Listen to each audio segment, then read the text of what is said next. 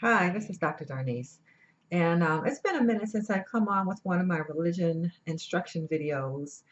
And I just wanted to follow up. I've gotten so many comments on my videos about African religion, about Beyonce and Oshun. And I'm starting a new school year right now, and I'm teaching the African American religions class. And so I'm, in it again, and I'm thinking about these things. And so I was like, I need to come on and do another follow up. And so this one in particular is about conjure and hoodoo. And as a practice of African American folk Christianity. So my other videos I talked about how African people, brought here in slavery were not blank slates. We already had a certain religious cosmology in our minds and in our practice and our being. And African people were spiritual people, are spiritual people. And so we didn't come as blank slates. We didn't receive Christianity as just, having no religion before. And then all of a sudden Europeans and, white Americans give us a religion. That's not how it was.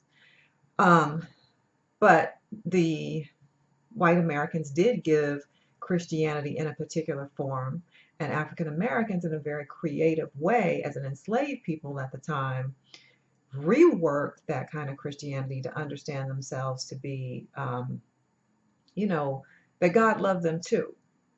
They understood the religion to be freedom focused. They understood the biblical stories that they would hear all the time as being about a God who freed slaves, right? The Exodus story. They understood that God came to the assistance, to the aid of the underdog all the time throughout the whole Bible. God's coming to the aid of the underdog. So African Americans who were enslaved began to understand that God is actually a God of freedom, liberation. That became the focus of this thing called African American folk Christianity. Well, again, though, we're African based people, African descended people. So the African traditions didn't go away. It's just you couldn't practice them on the surface. You couldn't really, you didn't have the freedom to do that. And over the generations, of course, people began to lose some of the contact with those African religions as such. But some of those practices, traditions, beliefs remained. We call those African retentions. What kind of characteristics or traits can we say come from Africa and remain in the New World in the United States? Well, these traditions called conjure and hoodoo, African American folk practices and beliefs. So this is where people get scared. They're like, "Oh, that's some voodoo, that's some demon stuff. Don't mess with that." And if you're a Christian in particular, you can't mess with that. Well, I beg to differ because it's really there's a book. I don't have it here. It's called Slave Religion by Albert Rabbitoe. Slave Religion, and in it, he talks about how people could both be a Christian and practice conjure and hoodoo. What are conjure and hoodoo? These are magical kind of practices. What is magic? It's an understanding that the supernatural has some influence in our lives and that we can petition this supernatural world. We can work with the forces of nature. We can work with the supernatural to create the environment that we want, situations in our favor. So, conjure and hoodoo are the way that African Americans maintain the African traditions in a American Protestant Christian environment. So, if you had a sick child and you knew that Uncle Ray Ray down the block had some herbs that he kept in a jar, and you knew you can put those herbs and make a tea, give it to your baby, and your baby would be well, would you do that? Probably. We think, oh no, Uncle Ray Ray is over there messing with some stuff. Don't go in his house. You don't let him give you nothing out of one of his jars. Well, actually, the stuff that's in the jar is medicinal. We have no problem going to CVS and getting the, Robitussin off the shelf there because the establishment has said that's where you go get your medicine from the drugstore, from a pharmaceutical company. The pharmaceutical company, they already went to the, or should we say, to the root, literally and figuratively, to get the actual active ingredients that makes medicine work, right? The herbs. And they have manufactured copies of the power that comes from the herbs. So now when we get sick, we go to the doctor, we get a prescription. We get some sort of synthetic form of a medicine that we know there in nature, there's a medicinal element to herbs and leaves and, the whole universe really is here for our use. Conjure and hoodoo is about that. So you don't have to be afraid of it. You don't have to say, oh, this is not Christian. Why isn't it Christian?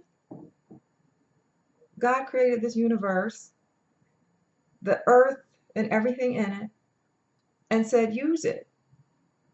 Now, granted, some people who are doing conjure and hoodoo, they will do things that, or they might, or they could possibly or potentially do something just as well to hurt, just as well to help, to heal. They could do something that, to harm. Again, when you go to the drugstore and you get your medicine, on the back of it, it says only take this amount. Don't take this much more in a 24-hour period. Why do they tell us that? Because it becomes toxic in larger doses. Likewise, the conjure doctor.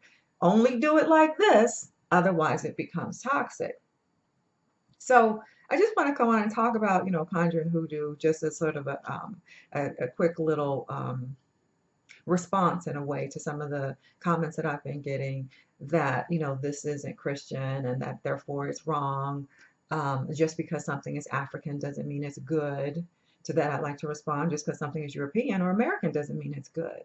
But we're an African people. And I'm not willing to throw out our culture and everything that comes to us from that culture because we're in a new world. I believe God has created everything. God is clearly a God of diversity because there is so much diversity on our planet. There's no way that there's only one right way to do anything on this planet. There's so much diversity. So, and I also don't think God is offended. I just think God is bigger than that. Those are human characteristics and personality quirks. I don't think God is jealous and easily offended. So if we're able to utilize the tools that God has given us, is that a problem? Granted, if your intention is to hurt somebody using tools of the universe, of the planet, using herbs, using gemstones, using whatever, then it's equivalent to picking up a gun and going and shooting someone. Yeah, you can do that. But that doesn't mean that's what it is. That doesn't mean that that's all it is. What's your intention when you go to that hoodoo doctor? When you say you want a new man, when you say you want a new woman, and the hoodoo doctor can give you something, can tell you, oh, just get yourself a rose quartz. I keep candles and gemstones. This is a rose quartz, if you can see it. I'm not actually trying to attract love, but I happen to have a whole collection of gemstones and little quartz crystal, clear quartz crystal. But if you go to one of these people, they'll tell you, oh, get a rose quartz and light a pink candle. Say a prayer.